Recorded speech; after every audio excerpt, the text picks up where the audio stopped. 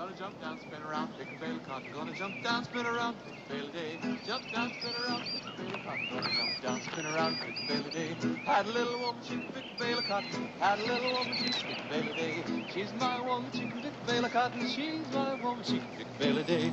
Oh, Lordy, jump down, spin around, pick a bale a day. Jump down, spin around, pick a bale a day. Jump down, spin around, pick a bale of cotton. Gonna jump down, spin around, pick a bale a day. Had a little woman, she could pick a bale of cotton. Had a little woman, she can pick a bale a day. She's my woman, she can pick a bale of cotton. She's my woman, she can pick a bale a day.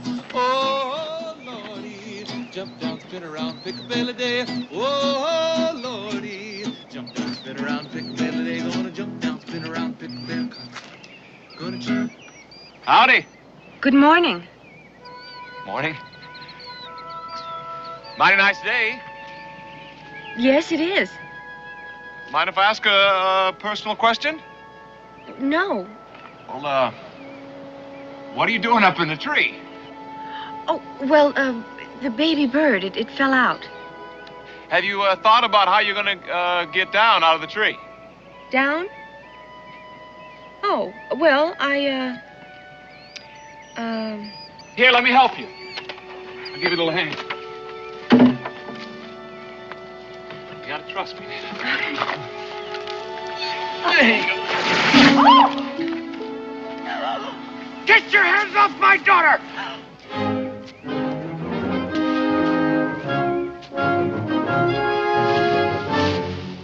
But Quiet! I suggest you go about your business, young man.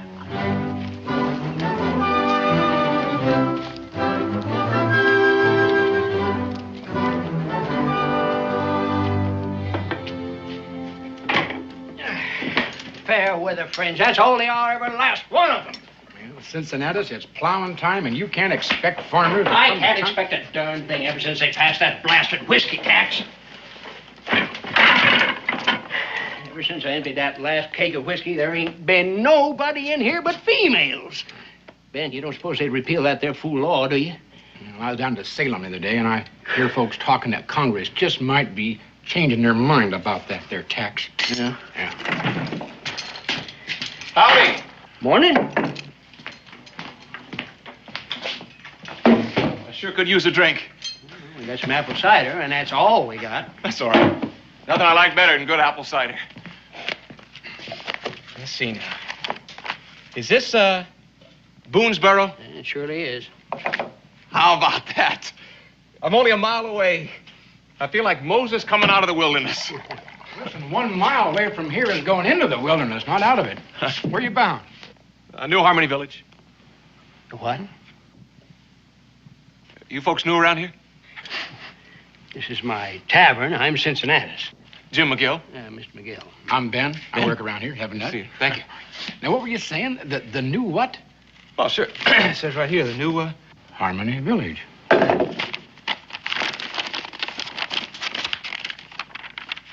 Is there something wrong, Ben? Where'd you get this? back home, outside of Williamsburg. Did you pay money for it? You might say my life savings. Why? Who sold it to you? Well, it says right here, an authorized agent of the Daniel Boone Land and Development Company. The what? The Daniel Boone Land and Development Company. Look, there is a Daniel Boone, isn't there?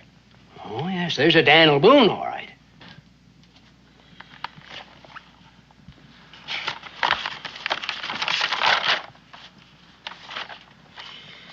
It's a complete swindle.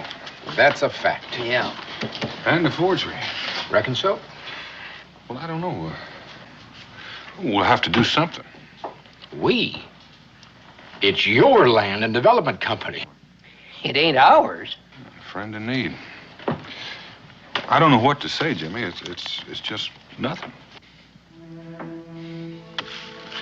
I've been carrying this thing for a good long 300 miles, Mr. Boone. Been keeping it dry in all kinds of weather, and every time I camp, I read the print clear off the page.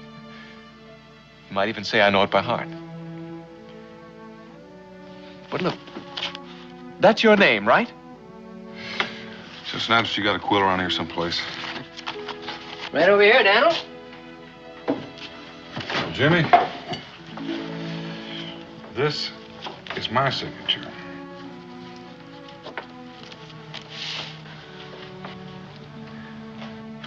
Why? Do you ever see anybody so prime, first class, A1 stupid? Not lately, anyway. How'd you ever believe all of that, anyway? What did it say here? 2-room cabin and cleared land and Indian servants. How come you left that part out about the blue-eyed, curly-headed blonde wife, huh? Oh, no. You didn't read the small print. I need to rub it in, Ben. I guess I got it coming. But when I dream, I really dream, don't I? I don't suppose there'd be any chance of finding the swindler who... He's not likely to be waiting around for me. Thanks anyway, Mr. Boone. Jimmy? Better go see if I can find a way to earn my supper. Oh, here's your map.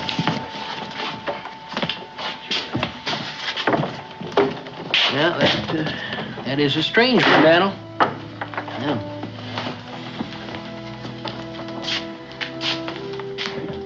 You know, he's not your responsibility, Daniel. Oh, I know it, Ben. He took it like a man, didn't he? Yeah, he did. Well, put yourself in his place. I sure wouldn't mind. What is Rebecca cooking up for supper, anyway? Always thinking about your stuff. Yeah.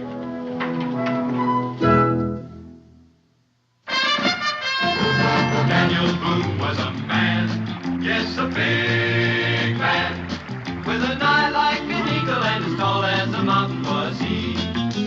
Daniel Boone was a man, yes, a big man. He was brave, he was fearless, and as tough as a mighty oak tree. From the coonskin cap on the top of old Dan to the heel of his rawhide shoe, the rippinest, roaringest, fightingest man the frontier ever knew. Daniel Boone was a man, yes, a big man, and he fought for America to make all Americans free. What a Boone wanted to do and what a dream come true was he.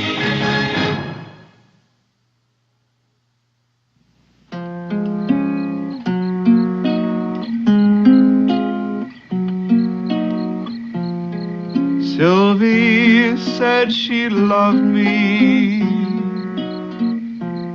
Now I know she lied.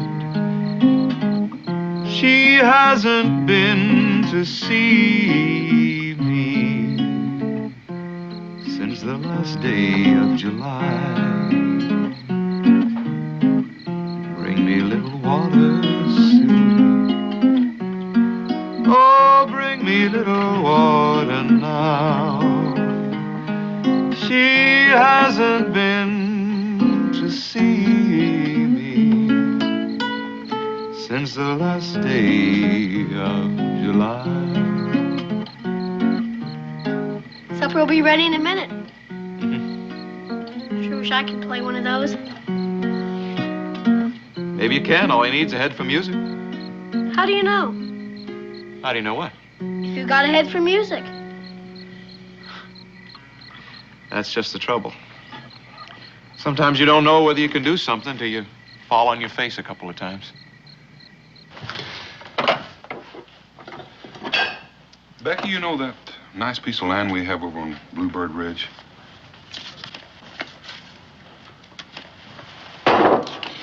Listen, you're going to have to stop reading my mind.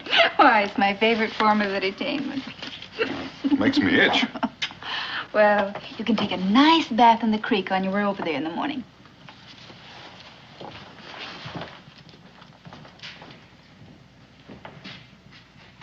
Jimmy, come in here.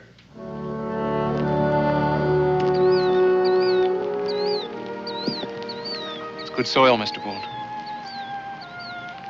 A man couldn't ask for any better. And all this. Well, this is about the prettiest place I've ever seen.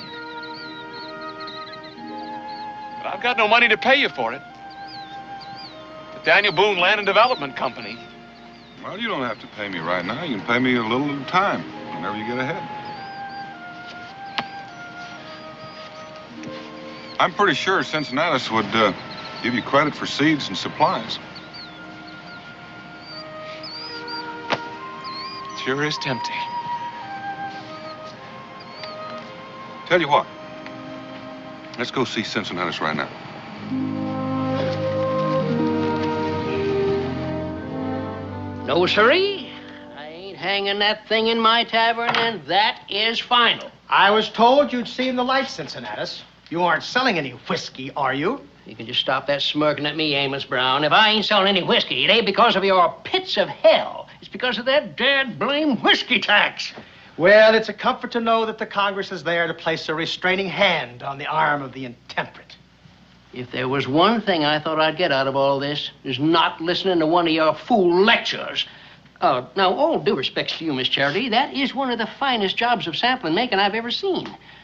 But this is a tavern, and I am a tavern keeper. And you know what the first job of a tavern keeper is? Have you selected what you want, daughter? Yes, Father.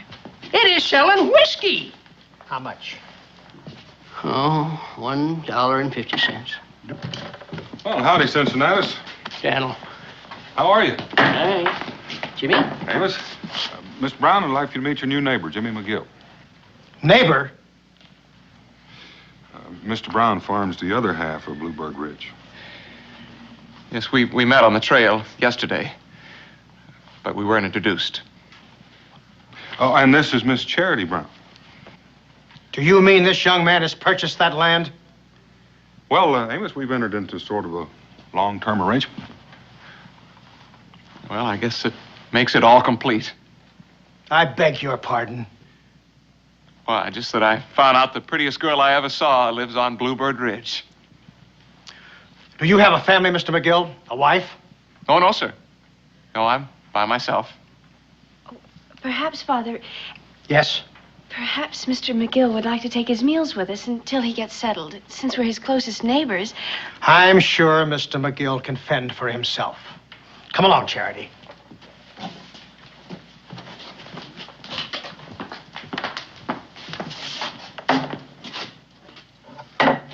But on the other hand, you might like to join us for Sunday services.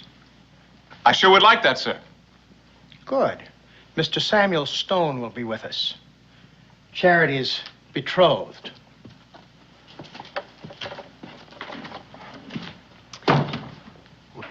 Father, Yes, daughter. why did you say that Samuel Stone was my betrothed? Because he soon will be. But I don't like Mr. Stone. Don't be foolish, child. Samuel Stone is an upstanding, God-fearing young man. How can you not like him? He never smiles. If Samuel isn't frivolous, it's because he spends a good deal of his time wrestling with the devil. Father, Besides, he's a very prosperous farmer. I'm not getting any younger. I will never consent to your marrying anyone who could not take care of you. It's the last promise I made to your dear mother. May her soul rest in peace. wouldn't Mother have wanted me to be happy? I know she would not have liked this unseemly discussion. Yes, Father. Well, there you are. Well, drat that Amos Brown. He left that thing here on purpose. I know he did. That's kind of pretty. Did Charity stitch that? Oh, well, I hope you ain't one of these demon rum folks, too. Oh, no. No, I just think folks are entitled to their feelings. You know, Cincinnati's going to take me about 100 years to pay you back for all of this. I wouldn't say that long, Jimmy. You do a little trapping in the winter like the other folks around these parts, and we'll likely be squared up in a couple of years. No, you don't need money much around here anyway, Jimmy. It's fish in the stream, game in the woods. You grow almost everything else you need. Well, almost everything.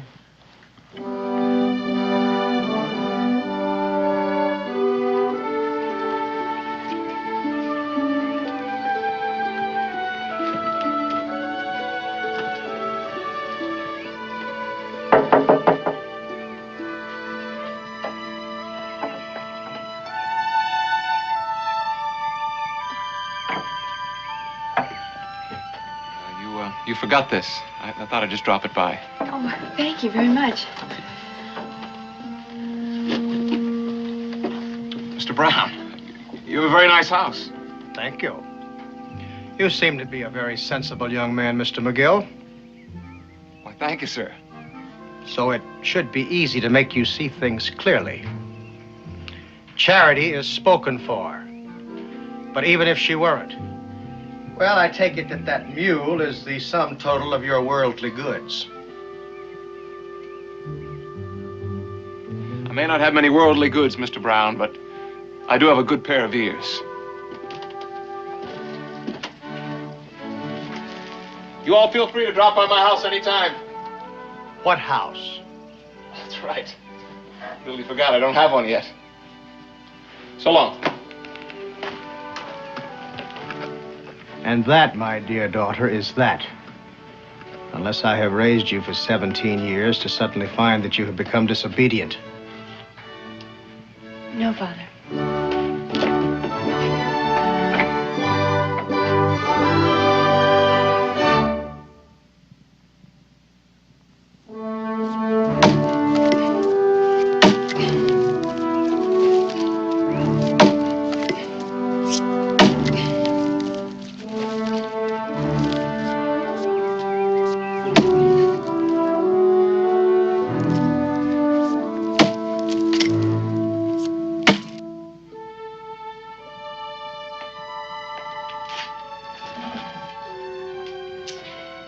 You don't suppose Mrs. Samuel Stone will be allowed to have a looking glass either, do you?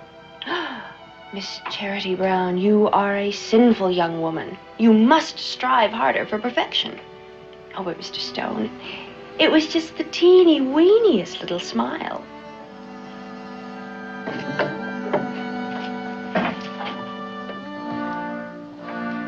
I hope I shall prove worthy of your confidence, Mr. Brown.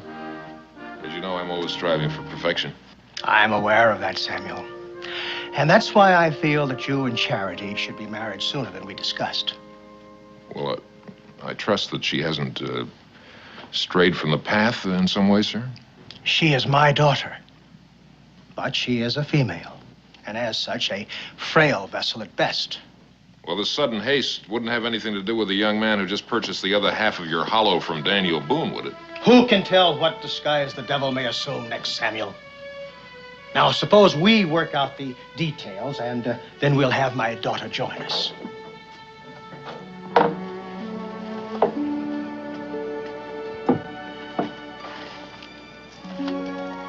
Dear Lord, I've always tried to be your faithful servant, and I'll always do the very best I can.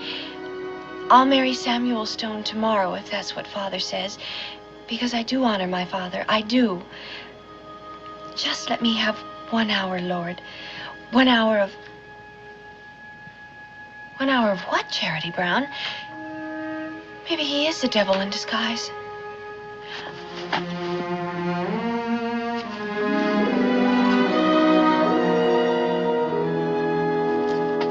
The dowry, of course, will remain the same. I was hoping we could discuss the matter of Mrs. Brown's, may her soul rest in peace, silver. And what did you have in mind? Well, naturally enough, I assumed that since Charity is your only child, that you wanted to bring the silver into her own home, to pass on to her own offspring.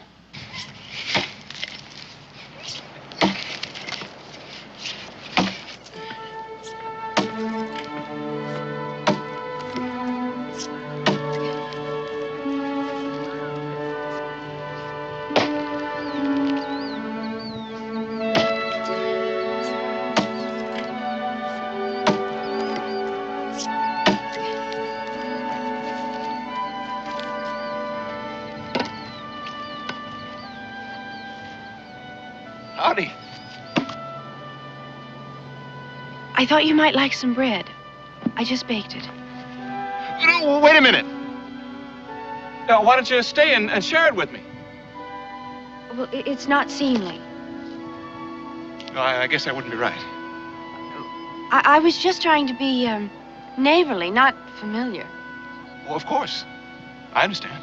Out here on the frontier, a person has certain obligations to new settlers, but only so far, don't you think? Well, definitely. Oh. As a matter of fact, since I'm new in the area, I'd appreciate some of your views on that subject. For example, you could tell me about some of my neighbors. Now, I've met Mr. Boone and all his kin, Ben, Cincinnatus, you, and your father. And, well, I just think a fellow should know more about his neighbors, don't you? Yes, I suppose so. For example, tell me about Mr. Samuel Stone. Just for example, is he a real nice, neighborly type fellow? Well, That's very interesting, Miss Charity, but it's not very informative. well, you see,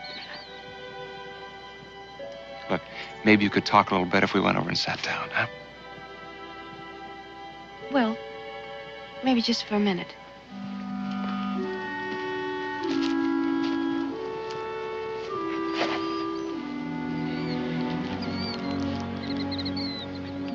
Do you have to do that?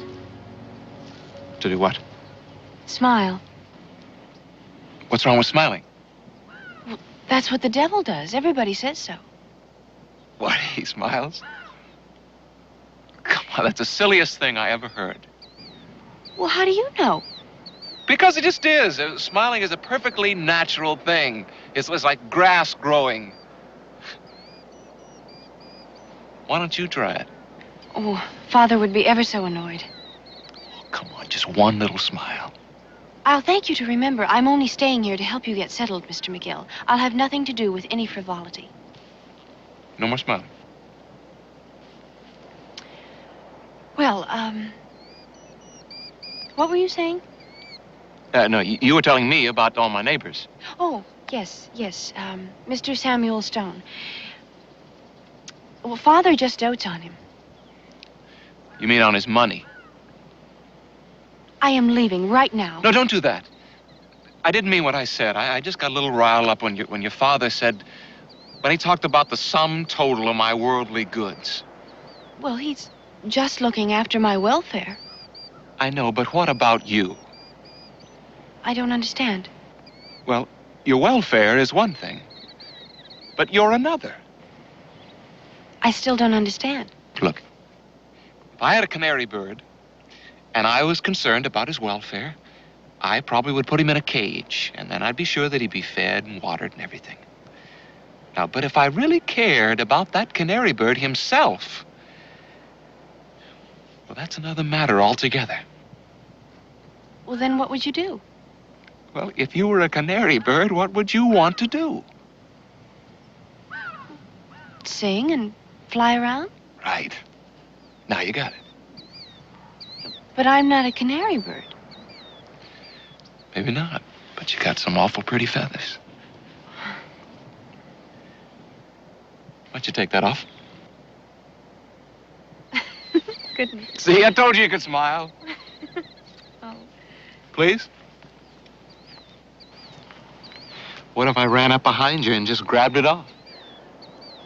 I'd cross my heart and you'd just disappear in a puff of smoke. You give me back my bonnet this instant, you devil, you. Oh, if you really thought I was the devil, you'd be a little more scared. I am so scared that... Oh, no, you're not. What?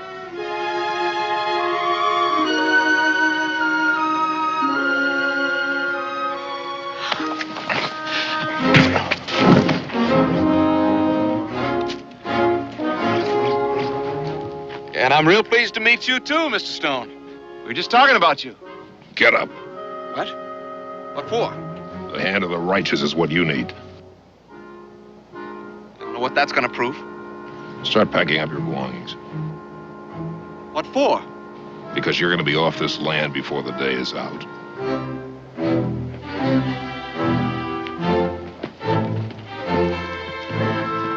I don't know how you're going to manage that, Mr. Stone. I like it here.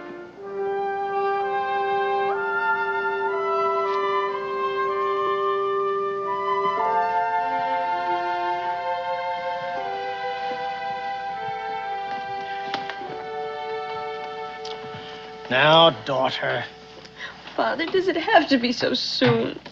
3 months isn't too soon, my dear. Have I ever done anything that wasn't in your best interests? No. And have you ever seen Samuel do anything that was unchristian-like? He punched Mr. McGill in the jaw. Well, you have to admit that the provocation was uncommon. I suppose it was. Now, I know that I am the most fortunate of fathers. You could disobey me, That seems to be the way with children these days. But you're a sweet and reasonable girl. Thank you, Father. Now, why do you think I want you to marry Samuel? Because I worship riches? Well, because he is a godly man, I suppose, Father. Partly. But that young man in the woods back there, he too might well be a godly man. I don't understand. It's very simple, really. The wilderness is a killer of women. Hard work, childbearing. Sometimes a settler's wife may often look 60 when she's only 30. It was my struggle against this land that killed your mother. And I've sworn that the same will never happen to you. Now, do you understand? Yes, Father. And will I hear you singing at your work once more? I will try. Good girl. Father, Yes, dear. Since it's all been settled, does Samuel have to drive Mr. McGill off of his land? Does it mean so much to you? No, but he hasn't done It's anything. really not your concern, is it, dear?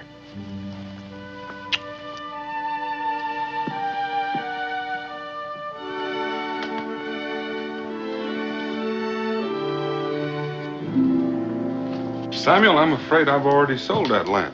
You mean papers have already been signed? No, but I've given my word. I'll give you twice the price. You don't seem to understand what I said. I said I'd given my word. 3 times the price. Samuel, you don't need that land. Jimmy McGill does. I'm not concerned with that person's needs. I'm making you a business proposition. And I'm turning you down.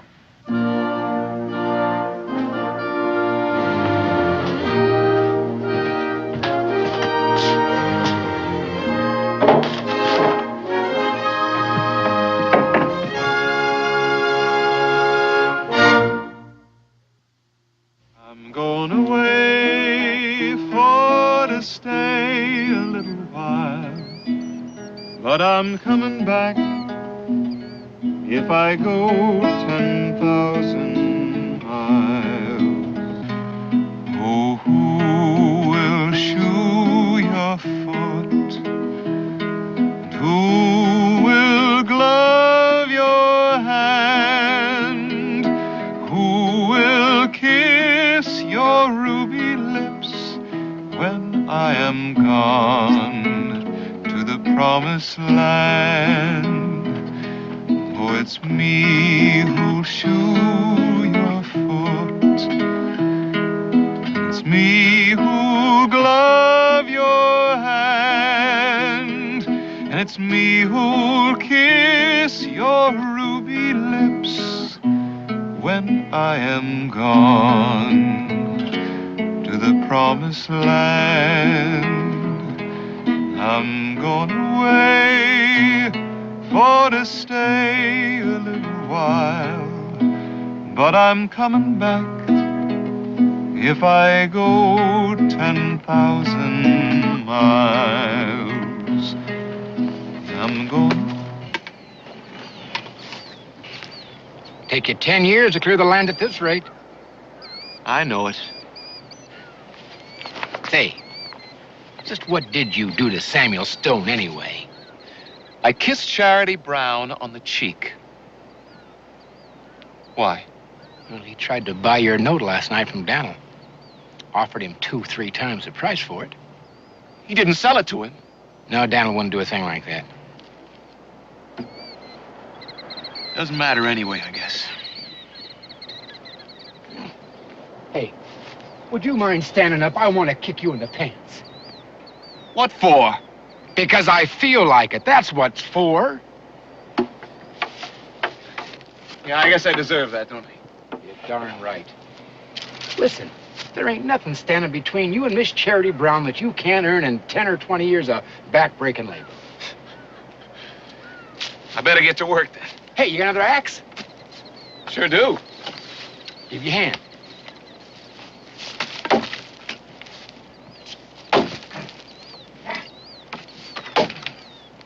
Hey, Ben. Yeah. What would you think about a fella abandoning his principles? Yeah, it depends on the principles. Well, Suppose it was for a just cause. Well, depend on the cause. Not very much help, you know that. What are you thinking now? I'm about to break a solemn vow. You want to come?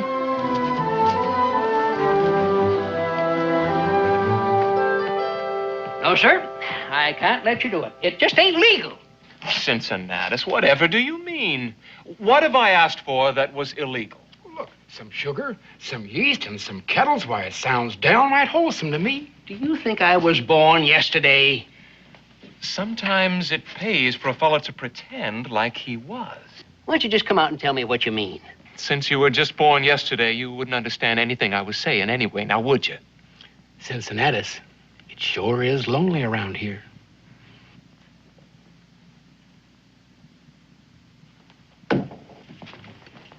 All right. Sugar, yeast, and your kettles. Oh, I didn't ask for that. Well, you never know when an old whiskey keg might come in handy. I ain't got no use for it, that's for sure. I don't know. What do you think, Ben? Oh, they'd be nice to put some flowers in it. Cincinnatus. I'll plant some nice flowers in it, and when they're growing real good, I'll bring it on back, and you can sort of use it to dress up the place. Jimmy, I can't tell you how happy that makes me. Hey,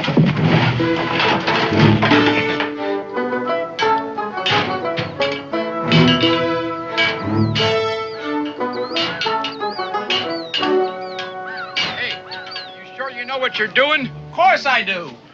Well, then maybe I'll give you a hand. No, Ben, I don't know whether you even ought to be here.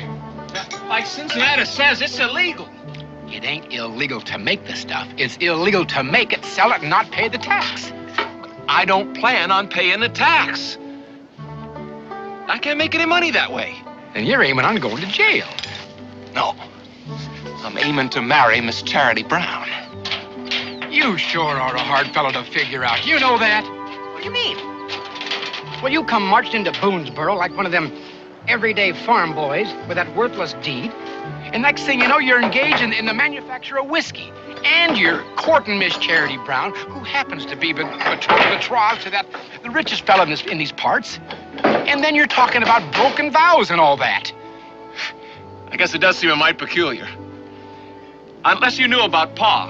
What about Pa? He died. Mighty unusual. Well, it was in a way. Because it was the whiskey tax that killed him. The whiskey tax? Yeah, broke his heart, I figure. Right there at his deathbed, I vowed that I wasn't going to follow in his footsteps. What footsteps? Pa made the best whiskey in all of Virginia. Folks used to come from miles around. Well, I don't see anything wrong with that. Well, he was a regular slave to it, and so was Ma and us young'uns. And so when he died and left me some money, I swore I was going to buy a farm and raise some grain so that folks could make bread with it and not have to make the pop skull. Then you met Miss Charity Brown. Not quite. First, I met those fellows from the Daniel Boone Land and Development Company. That's it, I guess. You don't make any more sense than this thing does. Oh, no. It'll work. It'll work, all right. All I need now is some corn from the Indians.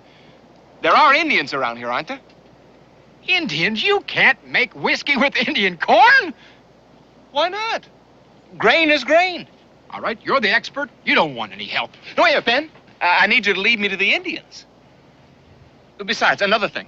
When I run my first batch, I'd be really grateful if you'd come by and taste it for me. You mean you don't know what this stuff is supposed to taste like, even? Never touched the stuff. Another one of your solemn vows, I suppose. No, I just don't like the taste.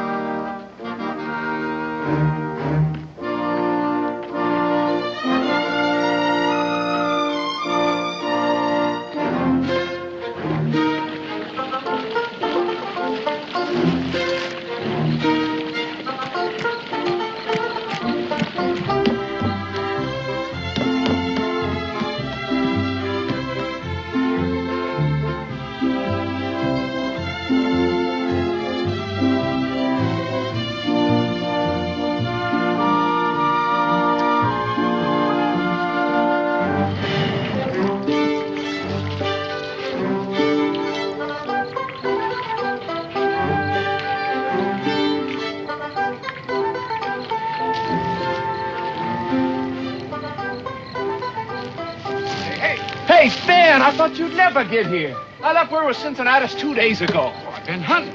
What's wrong? You look awful. Here, take a cup. Smells like whiskey. Of course it smells like whiskey. Taste it. I ain't sure that's a real sensible thing to do, Jim. Look, Ben, Charity Brown is going to marry Samuel Stone next Sunday. Jimmy, even if you had liquid sunshine in here, you ain't gonna make enough money off of it to stop that wedding by Sunday. Will you just taste it?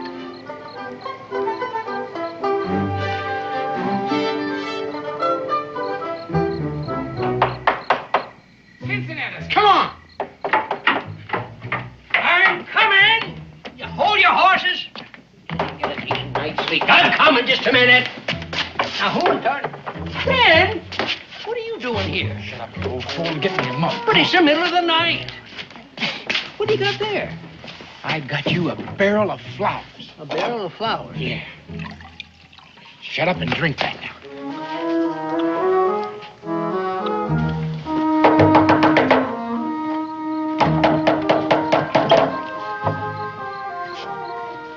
Don't look like it's trouble. Well, there is and there ain't. If you're not too busy, Davin, we'd like to talk with you a minute. Well, I don't reckon you'd consider sleeping as being too busy. Dan, just come on over here, huh? It's a mite early, isn't it? More like late than early. I take it's important that I take a drink this right now. It is.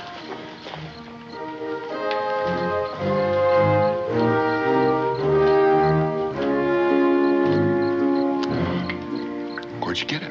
Unbelievable, ain't it? You'll never guess what it's made out of. All right. What is it made out of?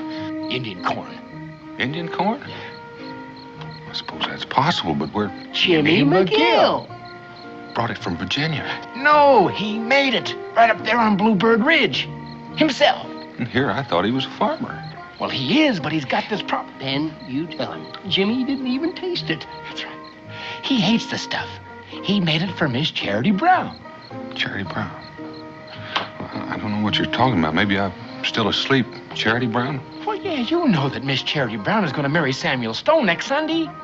Well, you know, it's her pa that's again her liking Jimmy. If Jimmy ever had any money, why, her pa might look at things a little bit different. That's the only problem. Jimmy's got no money. That's why he made this still up there in the hill. I see.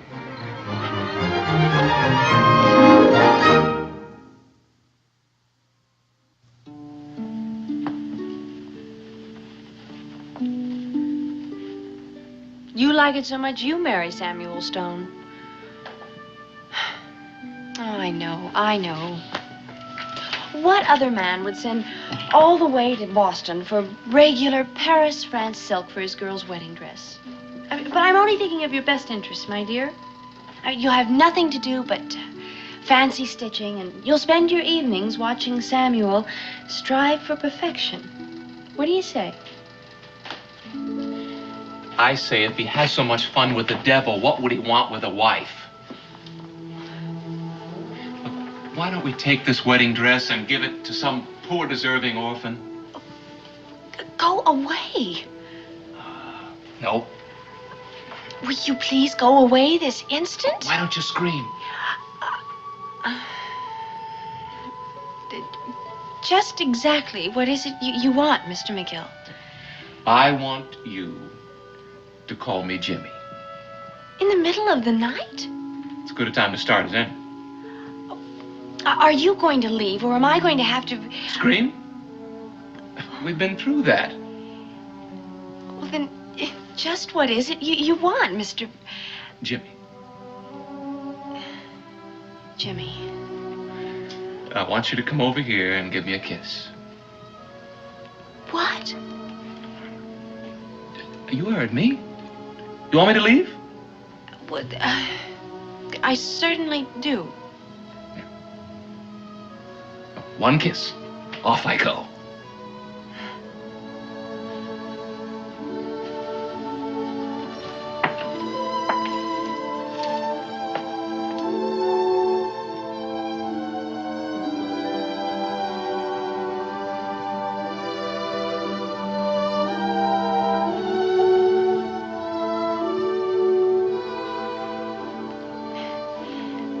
Do you have any special reason for tormenting me? I only came to tell you that you're not going to marry Samuel Stone on Sunday. What do you mean? Because you're going to marry me. But... Don't worry. By Sunday, I'll be rich. Wait, how are you going to... Shh. Look, do you want to wake your father?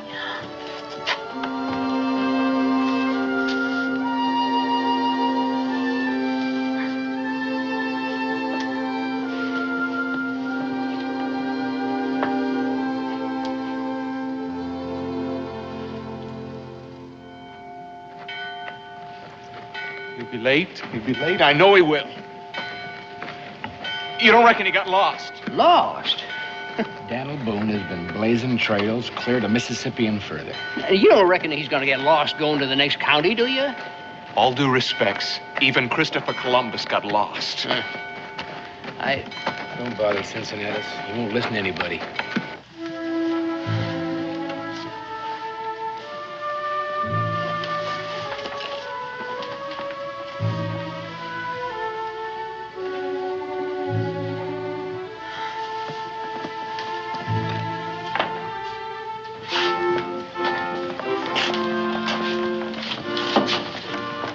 I can't wait much longer, Mr. Stone. I'm sure they'll be along directly.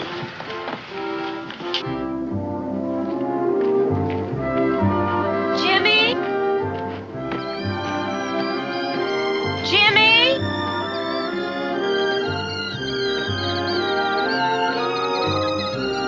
Jimmy?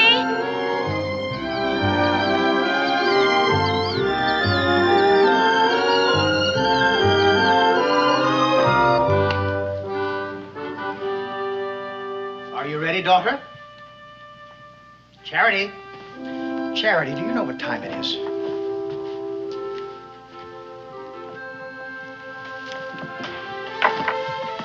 In heaven's name, where have you been? I was just looking around for the last time, Father. But you'll be here often, my dear. Yes, but it won't be the same, will it? Oh, come, child. You don't want to be late to your own wedding, do you? No, Father. Now, come, let's go.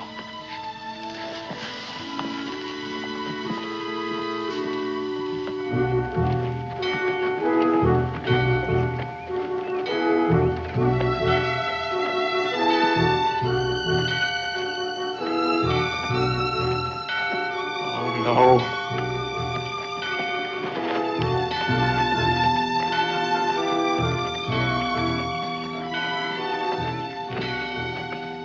Charity, You will please let us pass, Mr. McGill.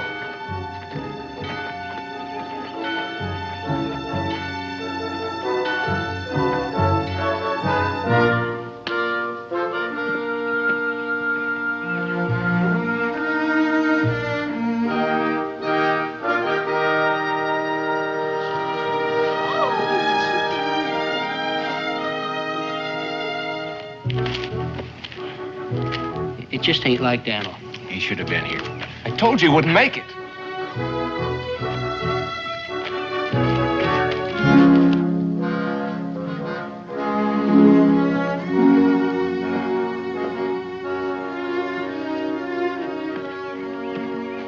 Do you, Samuel, take this woman, Charity, to be your lawful wedded wife, to love, honor, and obey, in sickness or health, till death do you part?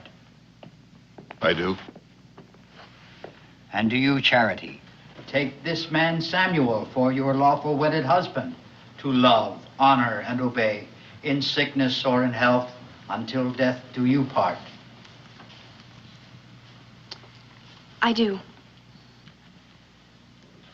If there be any man here who knows any reason why these two should not be joined together in holy matrimony, let him speak now, or forever hold his peace. Excuse me, Reverend, for breaking in this way, but well, I think I have something to add to this occasion. Who's that man with Daniel? I don't know. You know a reason why these two should not be joined together in holy matrimony? Well, we've come to offer Miss Charity a choice before it's too late. I'll thank you, Daniel, to state your business at some other time. Well, I'm afraid some of the time won't do, Samuel. This is Thaddeus King, Reverend. He's the man with the choice. Well? I have come to ask for Miss Brown's hand on behalf of a young fellow who has recently come into a considerable fortune. I fail to see why another man's fortune is good cause for discontinuing this wedding. I am Miss Brown's father, Mr. King. Perhaps you should explain yourself to me. I'd be delighted, sir. The young fellow in question has yearned for your daughter from afar, sir. And as I understand it, she has not found him lacking in qualities.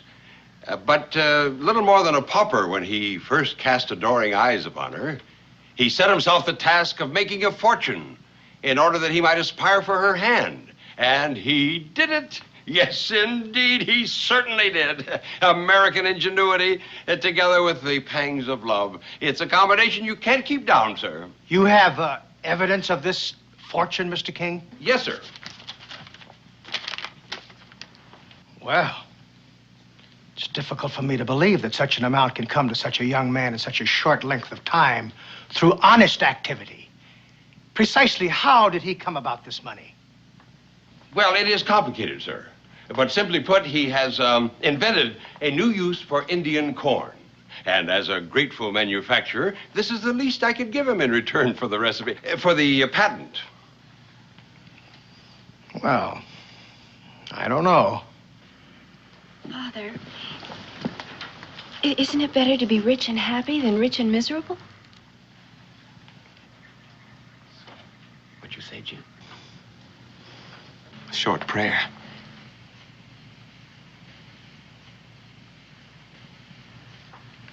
Well, he is an upstanding young man. And he is God-fearing. You have my blessings, my dear.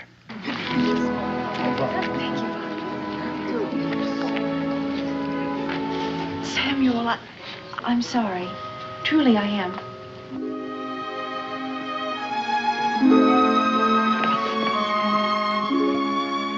I'm sorry for what I said, Mr. Boone. What? Well, about Christopher Columbus.